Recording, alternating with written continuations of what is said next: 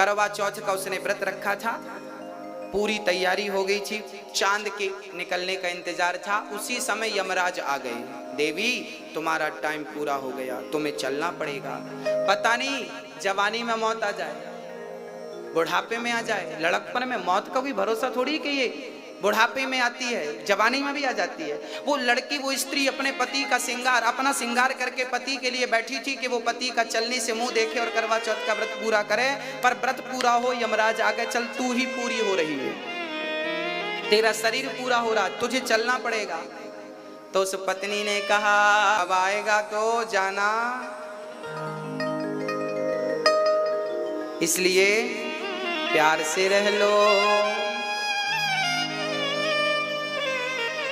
संत हमेशा कहते हैं कि प्यार से रहा करो, मोहब्बत से रहा करो, समय कोई नहीं जानता। एक पुरुष है, एक सज्जन है, उनकी उम्र है लगभग 45 साल।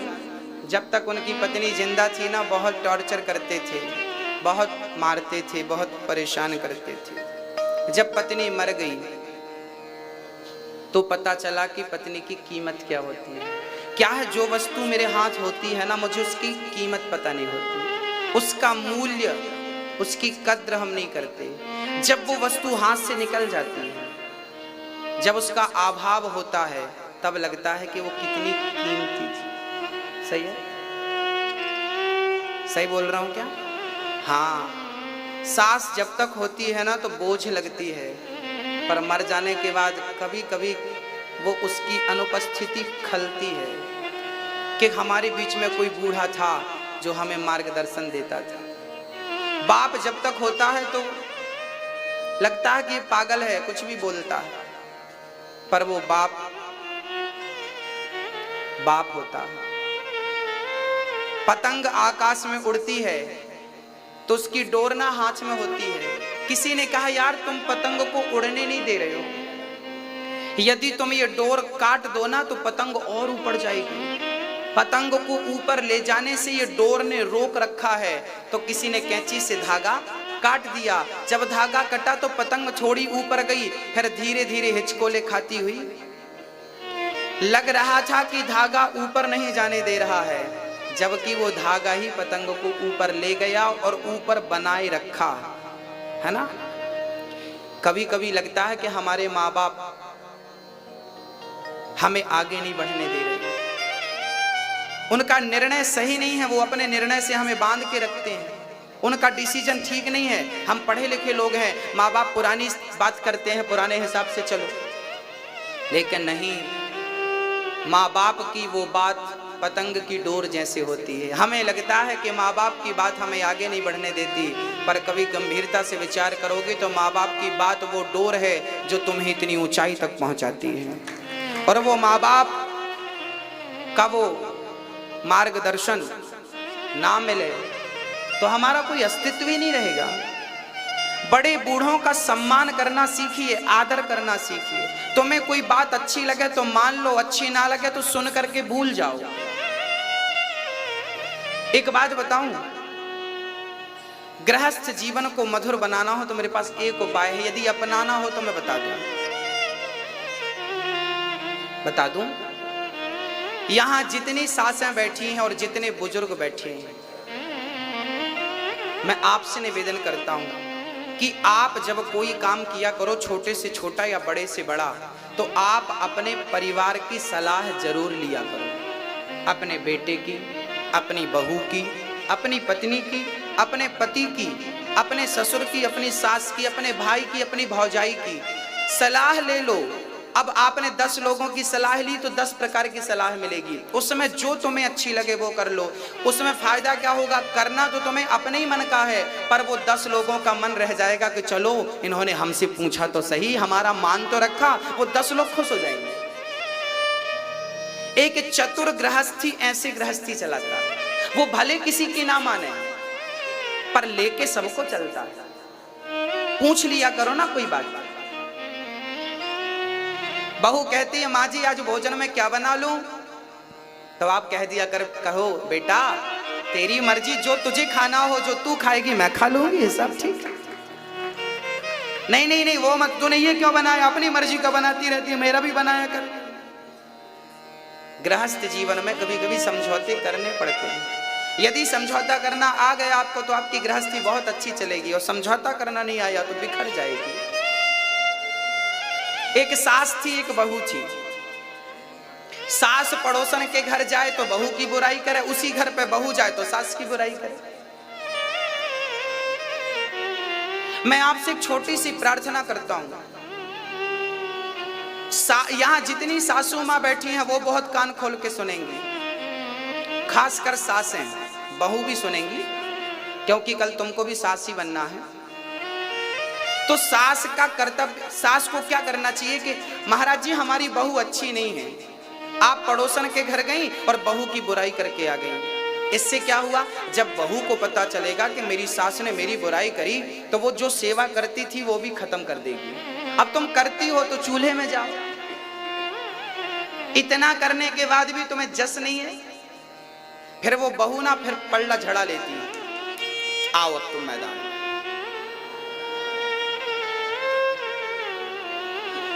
इसलिए मेरी प्रार्थना है सासू मां से कि आपकी बहू कैसी भी हो, बहुत अच्छी हो या बहुत बुरी हो, कभी विचार करके देखना कि बहुत बहुओं से आपकी बहुएं बहुत अच्छी हैं, औरों की तो बहुत घटिया हैं, आपकी बहुएं तो फिर भी ठीक हैं।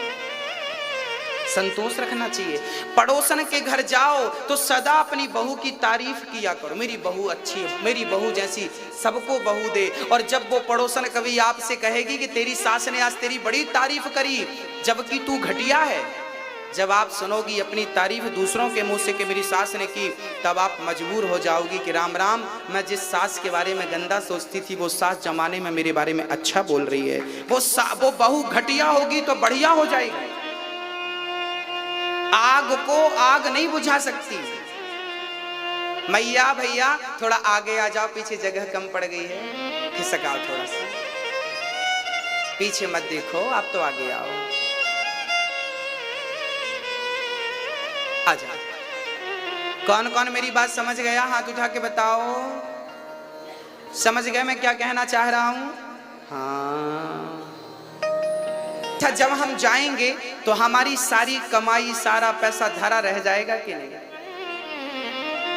हाँ या ना? हमने लाखों रुपए कमाए, करोड़ों रुपए कमाए, सारा धरा रह जाएगा। अब आपके मरने के बाद आपका रुपया किस काम का है ये बताओ। महाराज जी हमारा बेटा उपयोग करेगा। मैं आपसे हाथ जोड़कर प्रार्थना करता हूं, बेटों के लिए धन मत छोड़ के जाओ,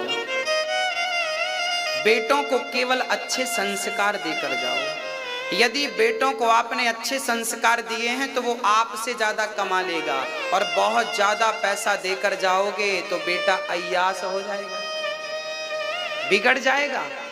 बाप की संपत्ति है। जो व्यक्ति मेहनत से पैसा कमाता है, कंधे पर जो बाप अपने बच्चे के बोझ रख देता है, मैंने मेहनत से 10 रुपए कमाए हैं ना, तो मैं 10 रुपए को गवाऊंगा नहीं, गवाने के पहले सोचूंगा,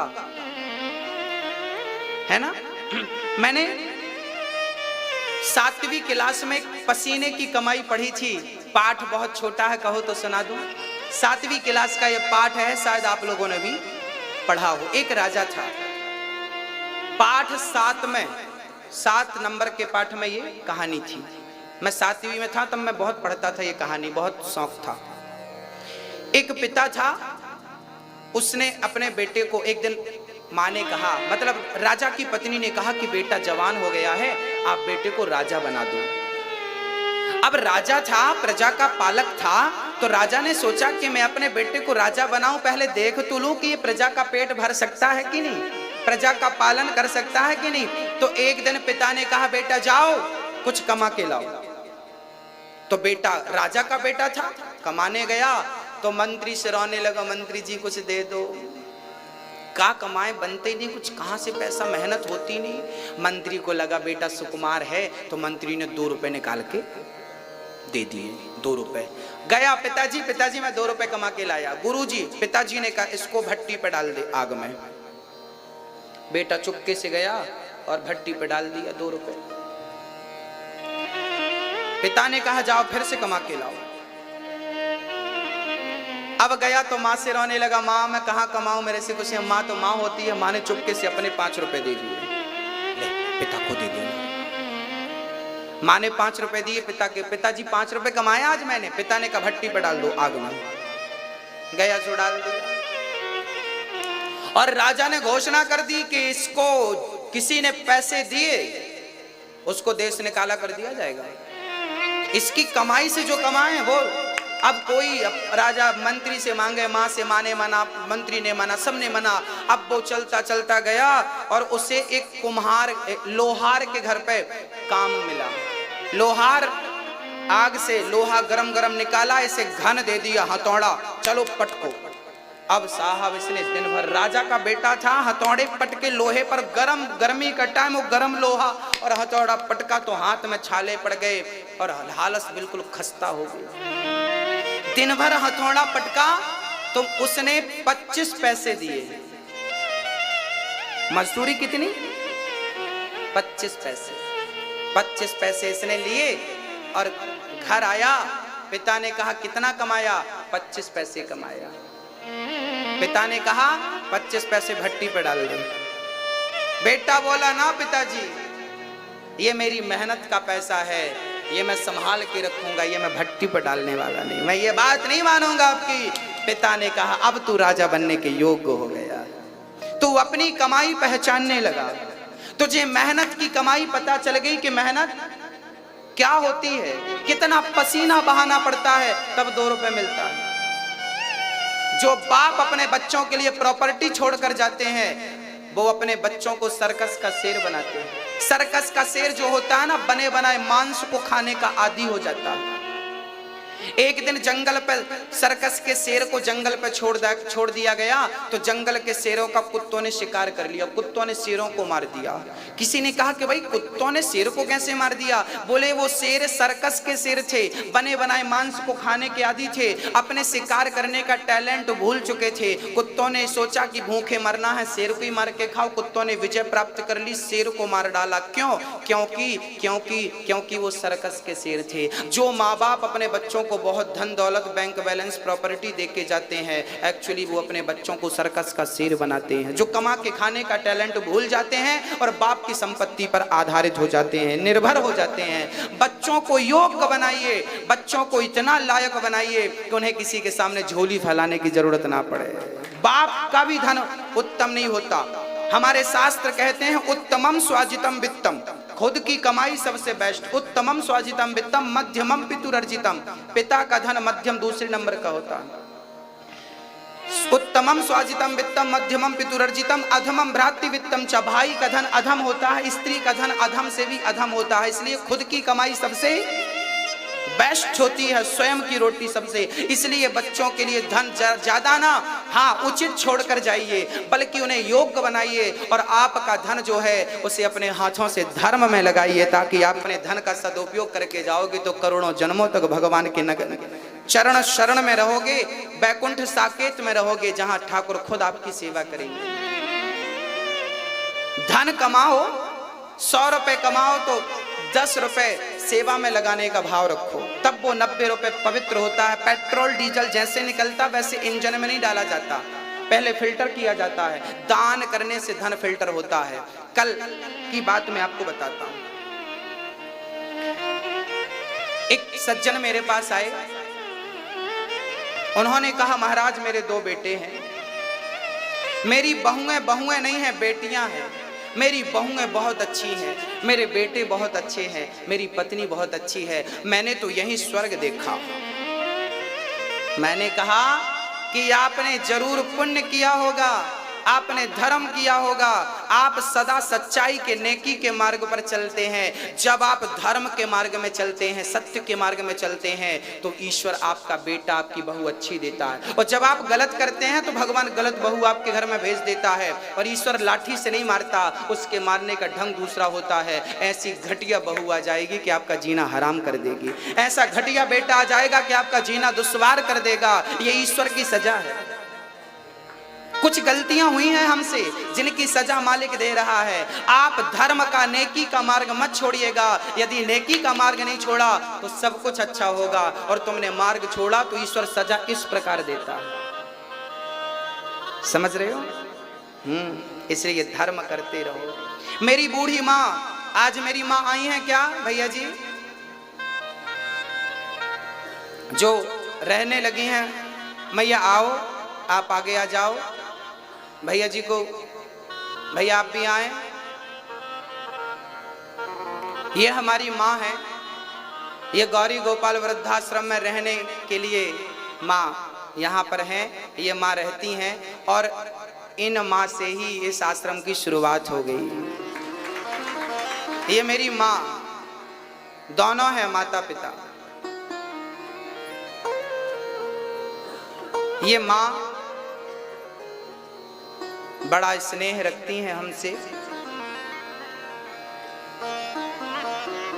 इनके यहाँ रहने से मुझे बड़ी प्रसन्नता है।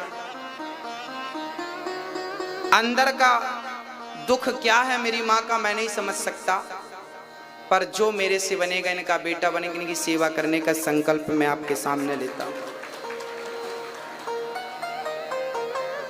हो रहा है, माता रहना भी शुरू कर चुकी हैं। बहुत जल्दी ठाकुर जी चाहेंगे तो अगली जन्माष्टमी तक मेरी बहुत सारी माताओं का आप दर्शन कर पाएंगे,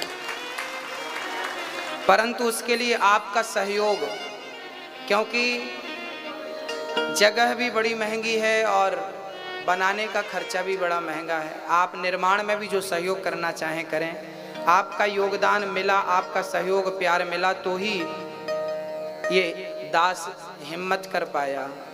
बिहारी जी, मैंने, अब आपको एक मन में विचार आता होगा कि मैंने ये भाव क्यों बनाया, मेरे मन में वृद्धाश्रम बनाने का, बूढ़ी माँओं को रखने का विचार क्यों आया। इसके लिए एक छोटी सी चर्चा मैं आपको हर कथा में सुनाता हूँ, आज भी सुना देता हूँ। ये हमारे भैया श्री मीना पवन कुमार स्वामी जी, आज इनकी बेटी का जन्मदिन है, हितैषी, उनके लिए आप सहयोग कर रहे हैं। बूढ़ी माँ के लिए जोरदार ताली। भक्तों,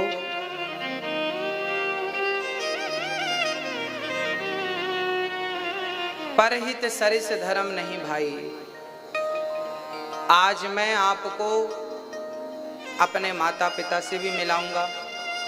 जिस माँ ने मुझे इस धरती में आने का अवसर दिया है, मेरी वो माँ आज मैं आपसे मिलाऊंगा। मेरी माँ मुझे बचपन में बहुत कुछ सिखाई। मेरे पास जो कुछ है मेरे माँ का दिया हुआ प्रसाद है।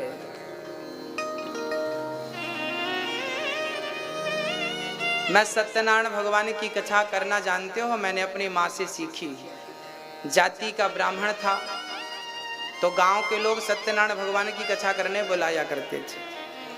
तो गांव के लोग, हम बच्चे थे, बहुत छोटे थे, हमें बुलाया करते थे। तो हम अपनी माँ से पूछा करते कि बुला तो रहे हैं, हम कहेंगे क्या, कैसे पूजा करेंगे। तो फिर हमारी माँ हमें बताया करती थी, भगवान ले जाना, भगवान को पहले यजमान से उनसे स्नान कराना, पानी से, दूध से, दही से, घी से, फिर सत्यनारायण भगवान की कथा पढ़ के सुना देना। फिर हम पूछते थे हवन कैसे करेंगे, तो फिर माँ हमको हवन करना बताती थी कि हवन ऐसे करना, ऐसे करना, ऐसे करना। मतलब कथा कैसे की जाती है ये मेरी माँ ने मुझे बताया, मुझे माँ ने सिखाया। अभी मैं माँ की सेवा खुद करूँगा, बुलाऊंगा आपके बीच में। इंदौर से हमारी एक माँ है, उनकी पुत्री ने टॉप किया है 12वीं क्लास में। क्यों 12वीं में, 12वीं टॉप किया है तो उन्हें स्कॉलरशिप प्राप्त हुई है। तो उस बेटी ने, यहाँ माँ आई है, बेटी वहाँ है, तो बेटी ने माँ से कहा कि माँ मुझे 25,000 रुपये मिले हैं स्कॉलरशिप में। उसे टॉप करने के बाद सरकार से 25,000 रुपये मिला। निर्मला यादव जी केसरबाग चौकी इंदौर से हैं।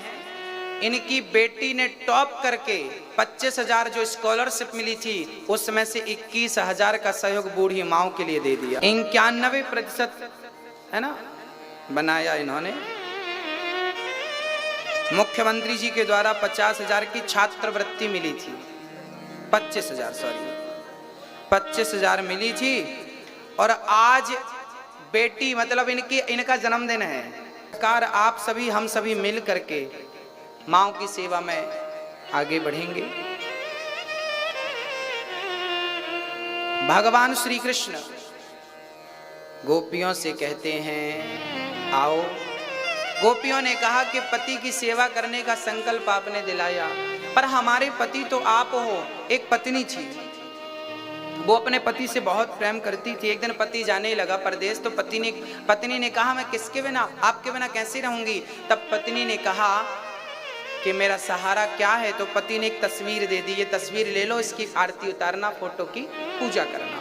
ठीक है, तस्वीर ले ली गई और वो पत्नी फोटो की आरती पूजा करे। एक दिन पति आया, दरवाजे खड़ा हो गया, दरवाजे में, दरवाजा खोलो, दरवाजा खोलो, दरवाजा खोलो।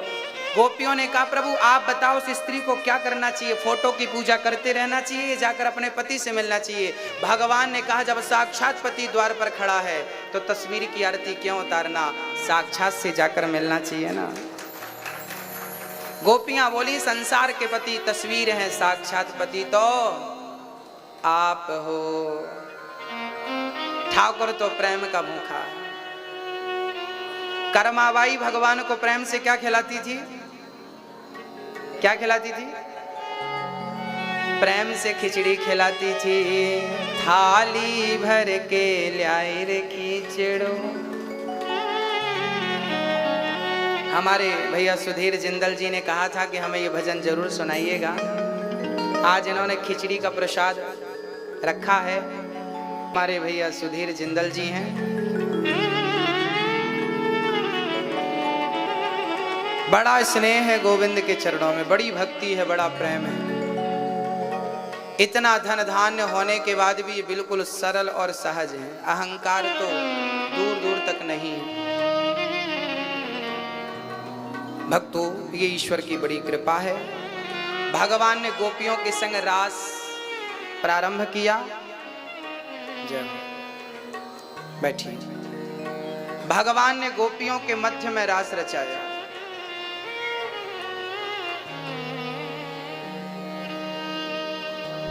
गोपियों के संग रास रचाते हुए गोपियों को अहंकार आ गया, मैं बड़ी सुंदर हूं। गोपियां अपनी ओर देखने लगी, मैं बड़ी सुंदर हूं। और जब गोपियों को अहंकार आया तो भगवान गोपियों को छोड़कर चले गए, राधा रानी को लेकर चले गए। राधा रानी कहने लगी श्याम सुंदर, उन्होंने थोड़ा सा अहंकार किया, आपने उन्हें छोड़ दिया, कृपा करो, मैं थक गई हूँ। भगवान बोले तो मेरे कंधे पर बैठ जाओ। राधा जी को कंधे पर बिठालने लगे। जैसे ही राधा जी बैठने लगी, श्याम सुंदर राधा रानी को छोड़कर अंतर्धान हो गए।